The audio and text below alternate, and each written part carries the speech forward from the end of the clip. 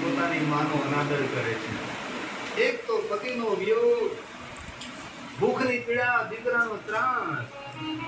આ ભૂખ અને તરસથી બે રહેમ માં મૃત્યુ પામે છે. આ દીકરો પોતાની માને અગ્નિ સંસ્કાર આપવા નથી રહ્યો. એ ગુણનિધિ છે.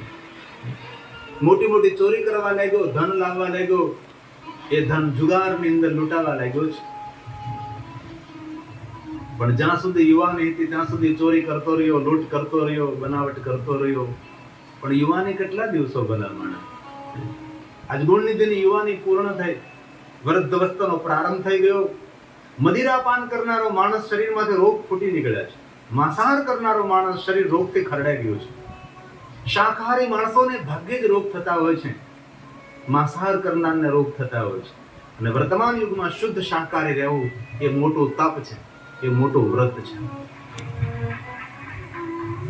વ્યસનથી રોગ થતા હોય છે, નિર્વ્યસની એ શ્રેષ્ઠ વરદાન છે.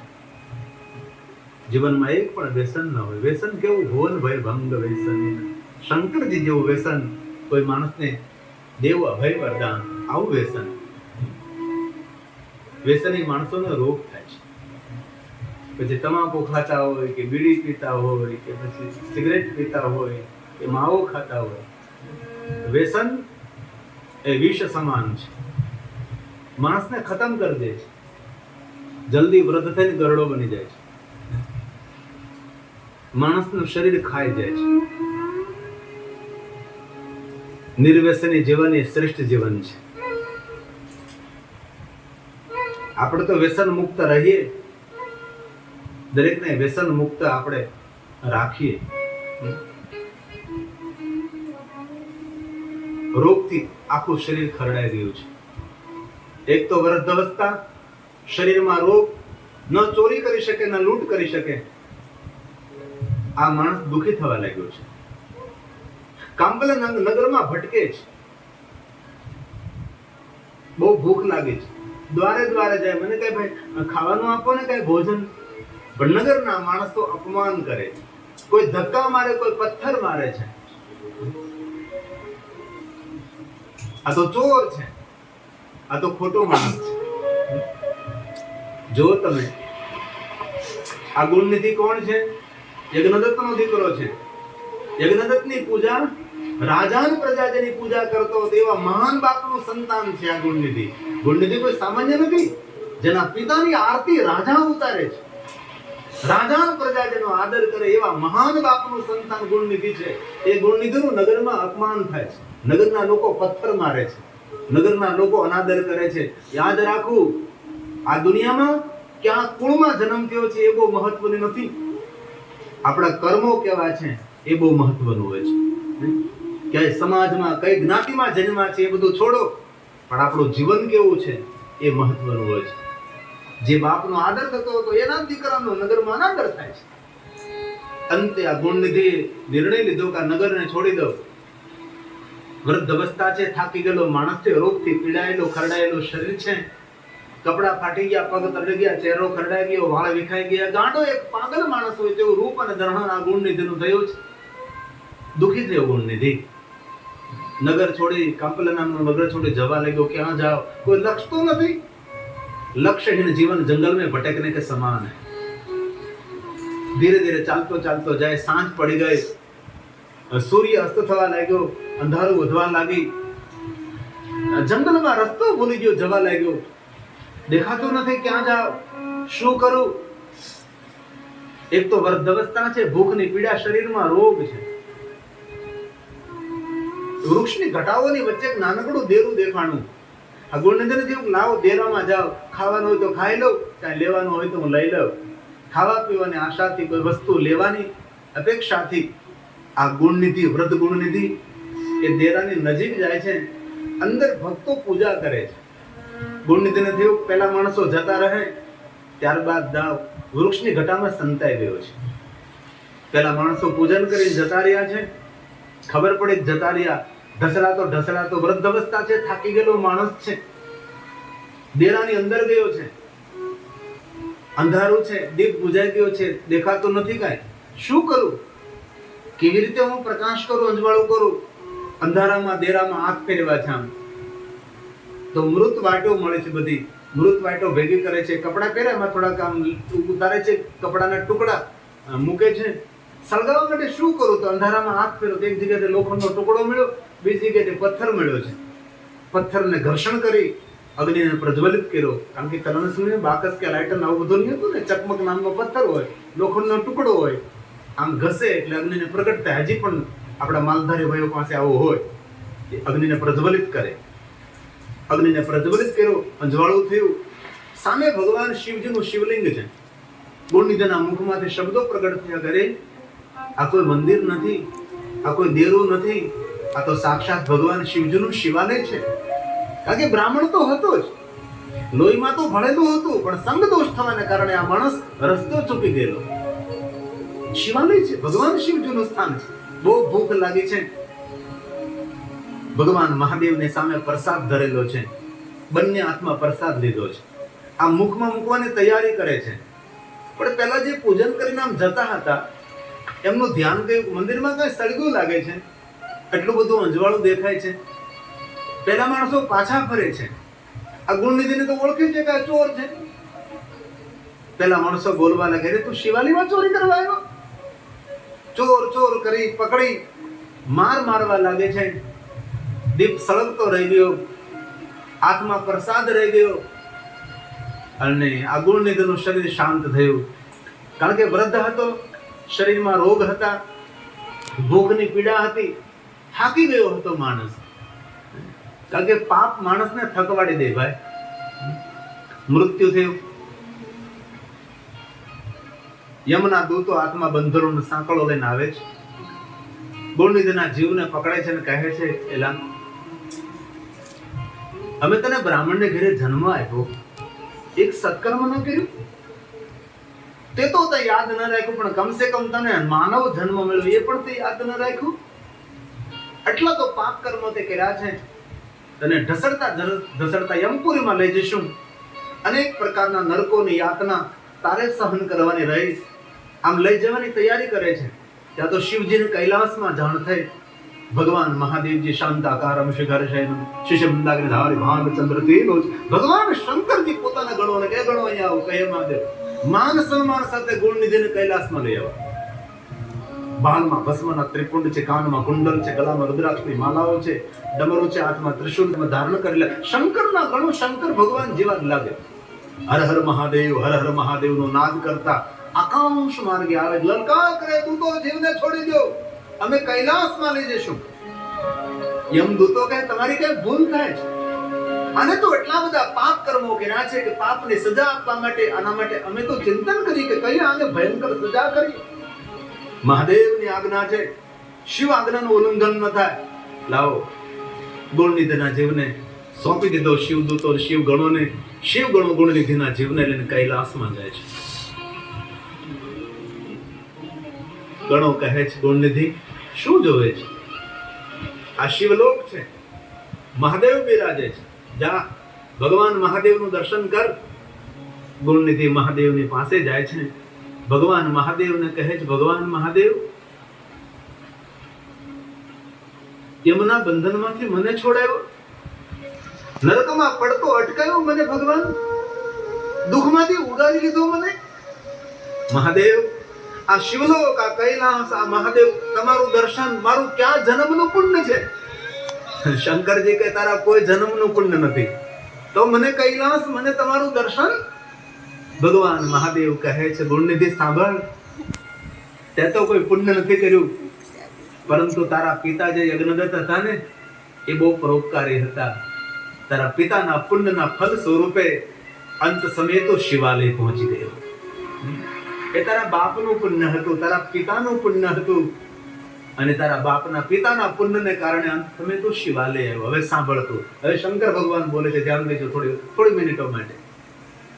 મહાદેવ બોલે છે, ગુણનિધિ સાંભળ, તું શિવાલય પહોંચી ગયો, આ દુનિયાનો પાપીમાં પાપી માણસો જેને દુનિયાનો એક પણ પાપ ન છોડ્યું હોય ગુણનિધિ, એવો પાપી માનવ મનમાં સંકલ્પ કરે કે મારે શિવાલય જવું છે, તને એક જન્મ નહીં હજારો જન્મના પાપમાંથી હું તને મુક્ત કરું છું.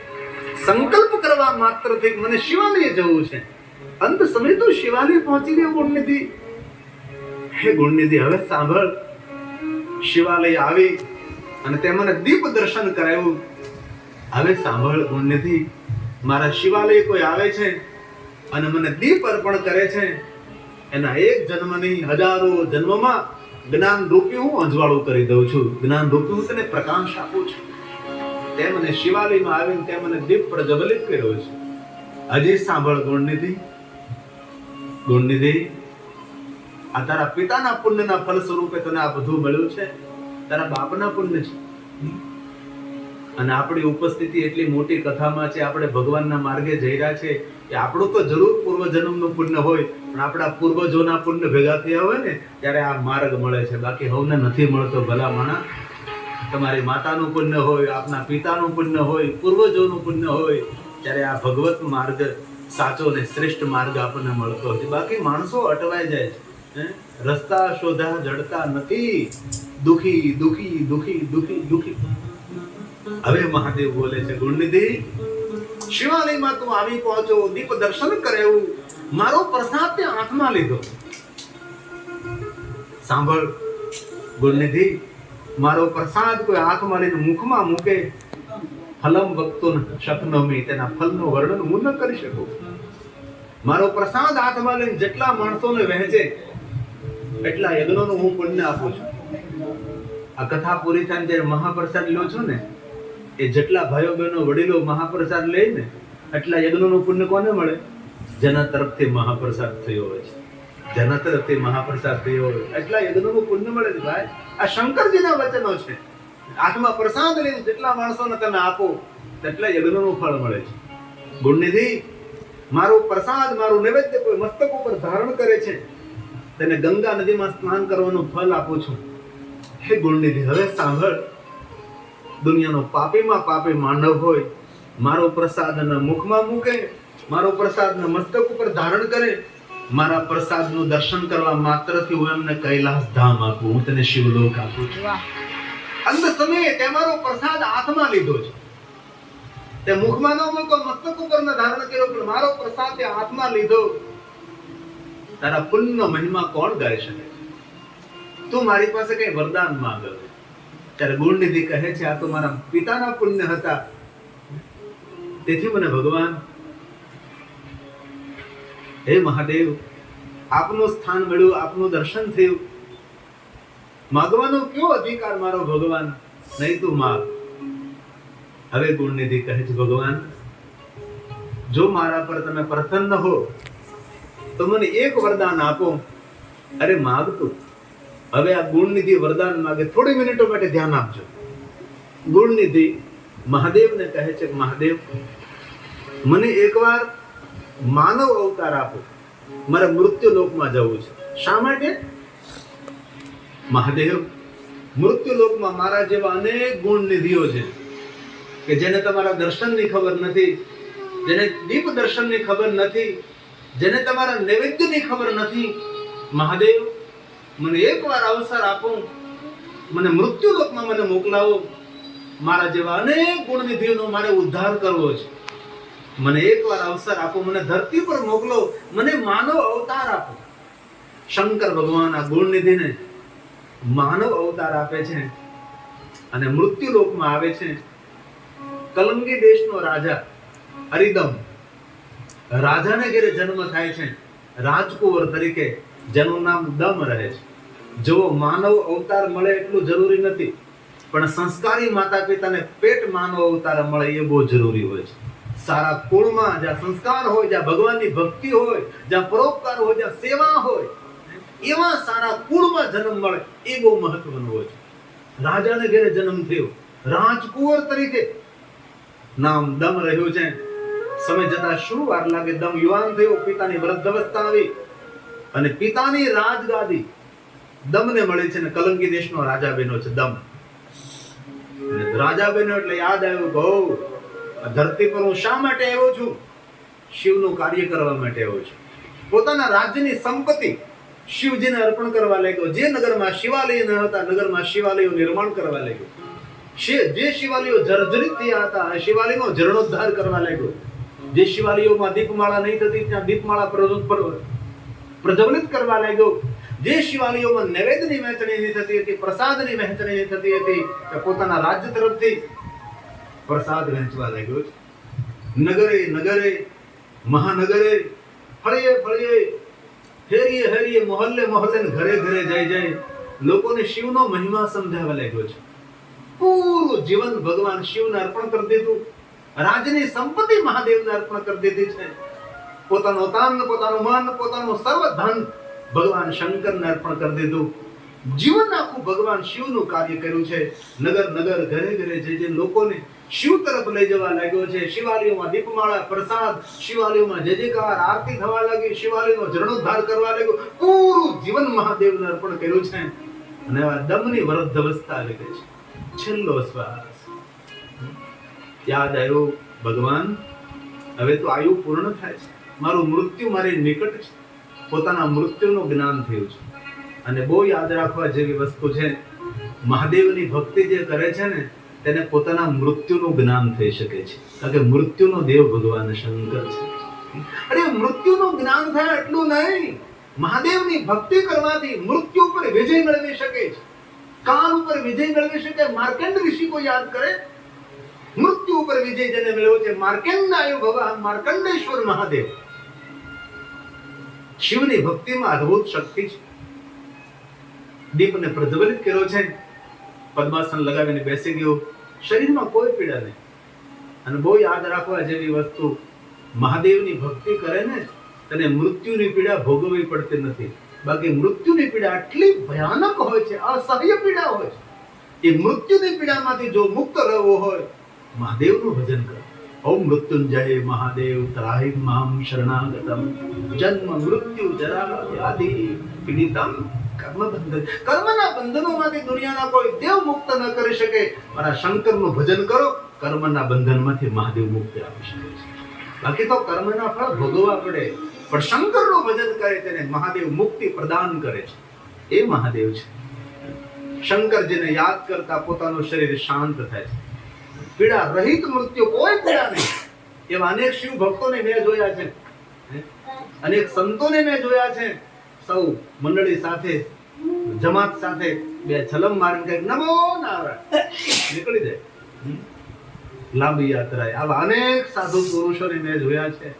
આવા અનેક વૃદ્ધ બ્રાહ્મણોને જોયા છે. પંચાક્ષર મંત્રનો જાપ કરતા કરતા હાથમાં માળા રહી જાય. અનેક બ્રાહ્મણ યાત્રાએ નીકળી જાય. આ શિવ ભક્તિમાં અદ્ભુત શક્તિ છે. જો મૃત્યુની પીડામાંથી મુક્ત રહેવું હોય તો ભજ સાંબ સદા શિવ, ભજ સાંબ સદા શિવ, ભજ સાંબ સદા શિવ. અરે મૃત્યુની પીડા નહીં, જીવનની દરેક પીડાઓમાંથી જેમને મુક્ત રહેવું હોય, ભગવાન શંકરનું ભજન પડે છે, મહાદેવનું ભજન કરવું પડે છે. બધા પીડા રહિત મૃત્યુ, શરીર શાંત થયું છે. ગુણનિધિનો જીવ દમ કૈલાસના દ્વારે જાય છે. શિવ અને પાર્વતી ઉભા છે. ગુણનિધિની આરતી ઉતારે દમને. ત્યારે દમ કહે છે, ભગવાન હું ગુણનિધિ હું દમ, તમે મને અવસર આપ્યો અને મેં સુંદર કાર્યો કર્યા. ભગવાન આપ મારી આરતી શા માટે ઉતારો છો?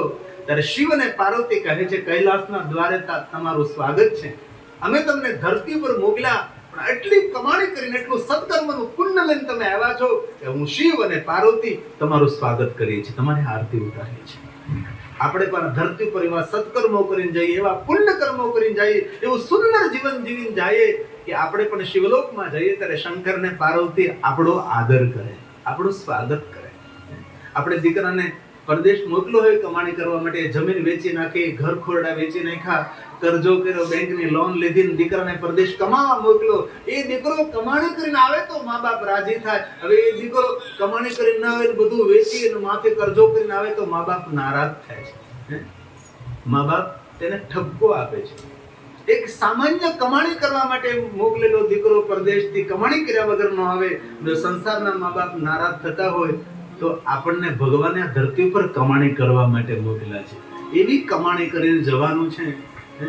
આપણા માતા પિતા ખૂબ રાજી, જગત પીતરો વંદે પાર્વતી પરમેશ્વરો. જગત માતુ પિતુ શંભુ ભવાની. માતા પિતાની દાટ ન ખાવી પડે, માતા પિતાનો ઠપકો ન સાંભળવો પડે. તને મોકલ્યો તો શું ખાલી હાથ આવ્યો, મુંડી નીચી ન કરવી પડે. અને એટલું ભજન કરીને જાય, એટલા સત્કર્મો કરીને જાય કે કૈલાસના દ્વારે જઈએ તો શંકર ને પાર્વતી સામે ચાલીને આપણું સ્વાગત કરવા માટે આવે કે દીકરા તું ખૂબ કમાણી કરીને આવ્યો છે, તારું સ્વાગત છે. ભગવાન શિવ અને પાર્વતીએ ગુણનિધિનો આદર કર્યો છે, દમનો કૈલાસમાં પધાર્યો છે. શિવનું દર્શન થયું. શંકર ભગવાને કહ્યું તો વરદાન માંગ. હવે ભગવાન શું માંગુ? આપની કૃપાથી સત્કર્મો થયા, આપની કૃપા તમે મને અવસર આપ્યો તો થયું.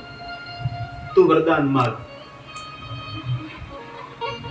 થોડી મિનિટો લઈએ ધ્યાન. હવે ગુણનિધિ કહે, દમ કહે છે મહાદેવ હું જે માગો એ મને મળે.